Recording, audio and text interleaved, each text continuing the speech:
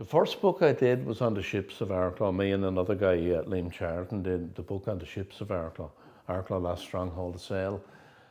In that then I was looking for another maritime story that would be fairly local as well. And I latched onto Halpin. And why don't I know about this guy? And then I looked into him and I was thinking, why doesn't everybody know about this guy? He is, or was, a remarkable individual, not from politics, but from what he achieved. If we look at, he's best known for being in command of the Great Eastern, the biggest ship in the world at the time, and for many years to come, and was in command when they laid the telegraph cables.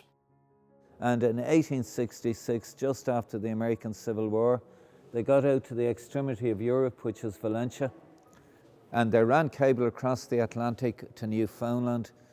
It's hard to believe it, but they did it in a fortnight. Instead of using two different ships and splicing in the middle, they were going to use one ship, and the only ship that could do that was the Great Eastern. The Great Eastern had been built in London by John Russell on the Thames, and it was so big that they had to build a special slipway to get the boat into the Thames. They were afraid to launch it bow first or stern first because it could block the river, it was so big. Biggest ship in the world for about 40 years and a commercial disaster. It had been built to carry 4,000 passengers, every one of them travelling first class. In fact, she wasn't passed in size until the Titanic was built in 1914. That's how big she was.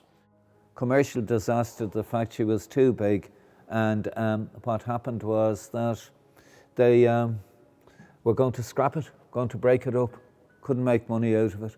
She was ideal for cable laying because of her size, because you could put a lot of cable in this huge ship. There's an example of the cable that was laid, the 1866 cable, and you can see the core of it is all metal rods. That was wrapped over with a kind of very early insulation called gutta percha. In a 10 to 15 year period, 26,000 miles, that's the same as the equator. He was absolutely central to the first World Wide Web of communication. What made it possible, they said very few people could have done it, what he achieved. Absolutely remarkable. And he was still a young ship's captain at the time, you know. To put it into context, I remember watching the men landing on the moon in 1969. And it was all live broadcast on telly and all, I remember it well. 100 years before, what was achieved with the telegraph cables was exactly the same thing. We were watching images from the moon, but people in London were getting messages from New York in an hour instead of 4 weeks.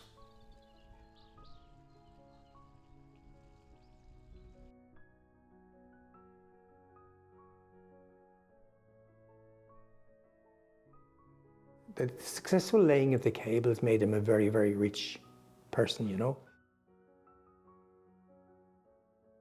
So he bought a piece of land out at Tinakilly House. We're going to build you a house. You name what type of house do you want and where do you want it?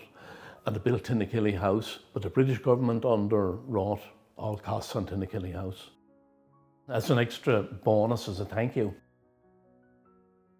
And himself and his brother George, the doctor here in town, were responsible for buying the materials in London, you know, the teak and the mahogany and all that was put into the house. And it took 4 years to build the house between 1876 and 1880. He became involved in everything here in the town. He was chairman and main pusher and financer of the Wicklow Regatta, which we still have.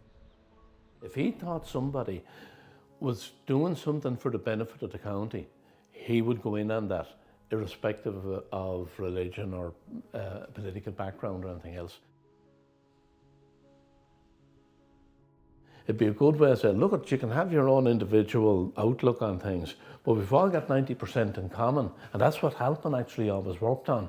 Work on the 90% in common, not the 10% difference. And that's where I think he'd be a great role model.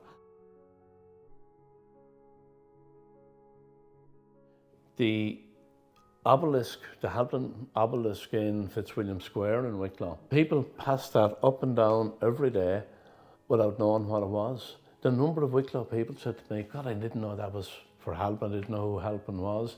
That's why I'm not a great monument fan. I don't agree with all this rush to build a monument to somebody, because if you're passing something every single day, you just don't see it anymore. And it fails in what it's supposed to do. It's supposed to be a reminder of the person. And I think there's just so much positive in Halpin that it's got to go out more into the schools. And this guy was not just a product of a dockside pub in a small town in Ireland. This guy had international status.